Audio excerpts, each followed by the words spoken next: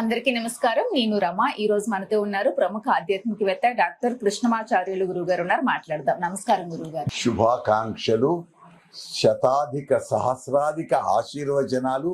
మా విన్ భక్తి ఛానల్ దశ దిశల మారుమ్రోగుగాక. దశ దిశలు అంటే ఏంటి?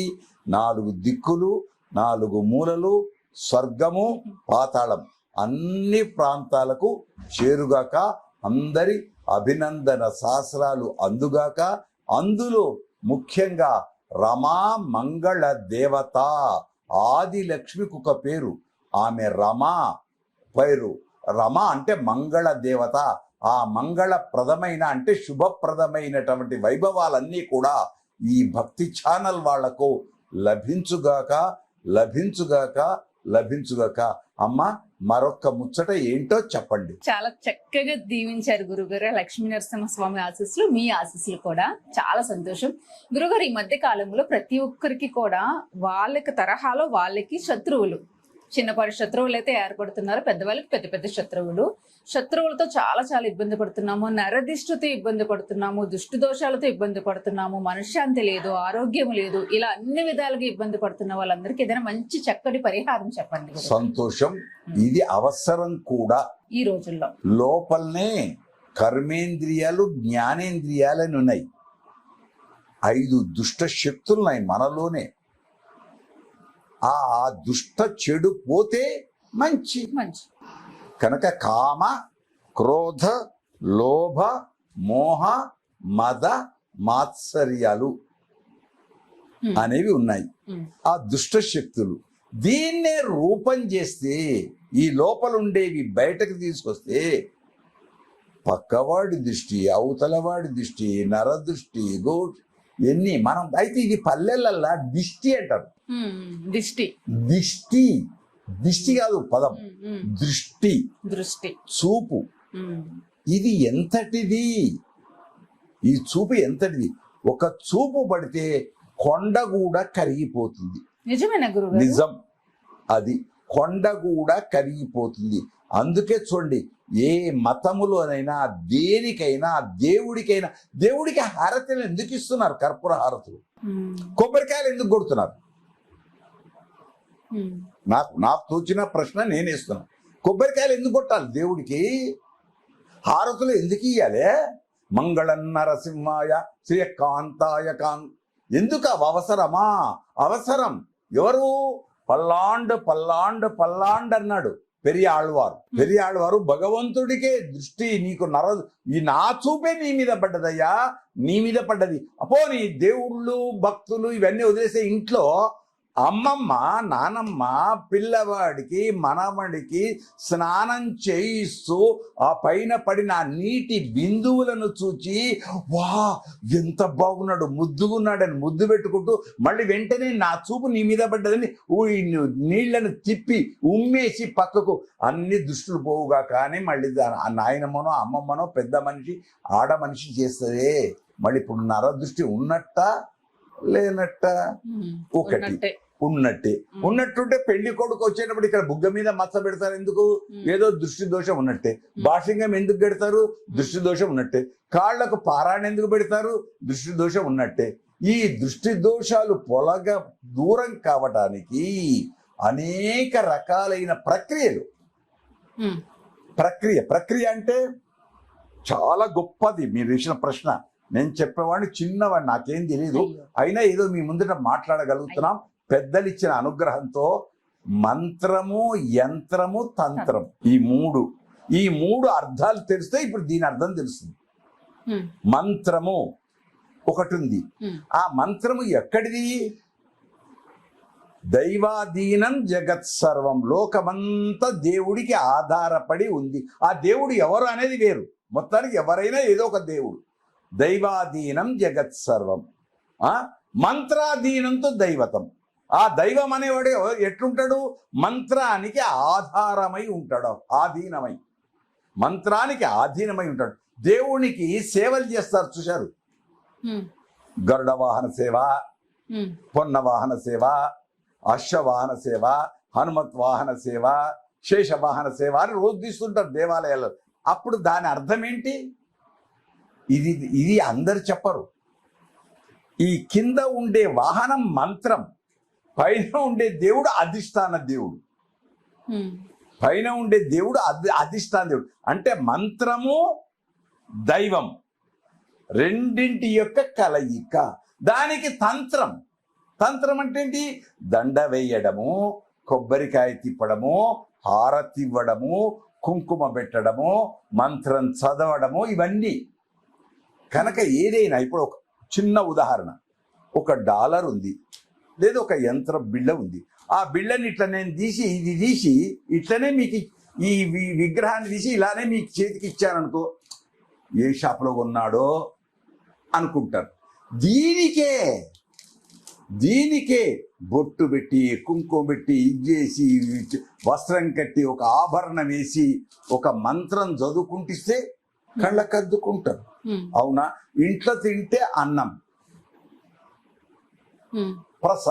సాదం. ఇంట్లో అన్నాన్ని తమిళంలో ఏమంటారు? సాదం. ఆ సాదం తెచ్చి ఇక్కడ పెట్టి ఇట్లా చూపించి ఇట్లా ఇస్తే ప్రసాదం. అంటే దైవము యొక్క చూపు దాని మీద పడింది. ప్రసాదం అంటే ఏమైంది? చెడు పోయింది, మంచి వచ్చింది. అందుకే మంగళ హారతులు, నీరాజనాలు. అదే మన ఇండ్లలో పెళ్లి కొడుకు కూడా, పెళ్లి తర్వాత పెళ్లి కొడుకు కూడా ఆడపిల్లల హారతులు ఇస్తారు. అంతేనా? పళ్ళెల్లో నీళ్లు పోస్తారు, ఆ నీళ్లలో అంటారు, ఇలా తిప్పేస్తారు. అంతే, గుమ్మడికాయ తీస్తారు, నిమ్మకాయలు తీస్తారు, కొబ్బరికాయలు తీస్తారు. ఎన్నెన్ని తంత్రాలు ఇవన్నీ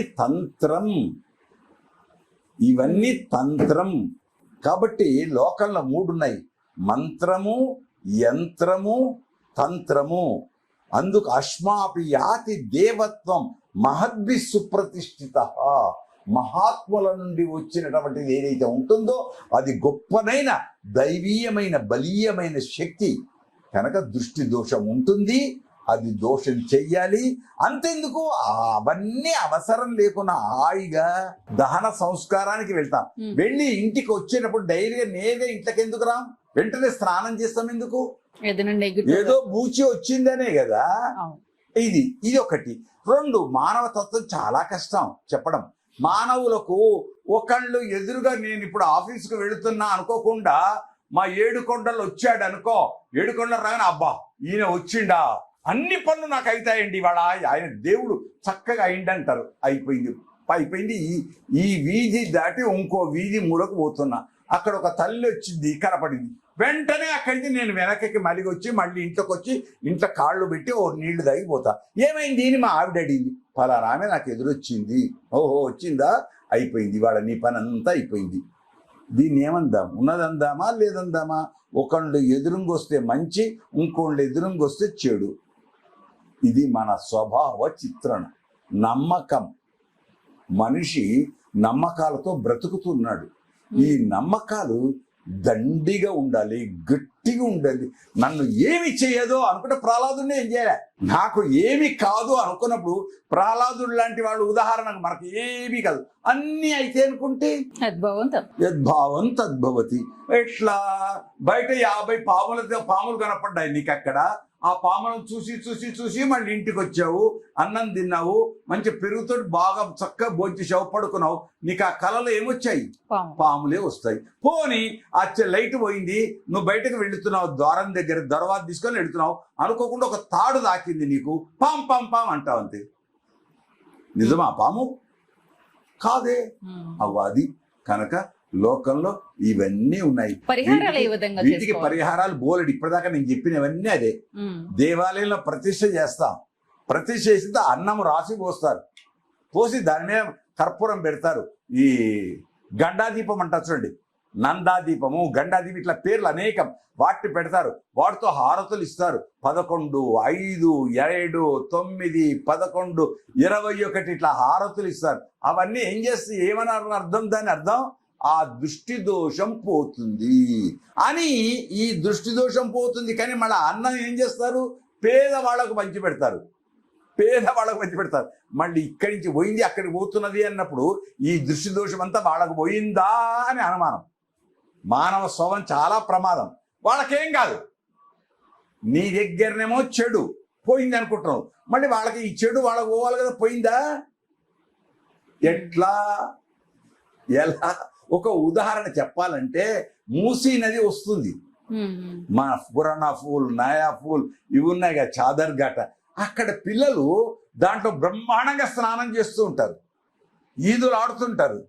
అదంతా సెప్టిక్ ట్యాంకులు అన్నీ వచ్చిన చెడు మొత్తం 5 జంట నగరాల చెడంతా వస్తుంటుంది.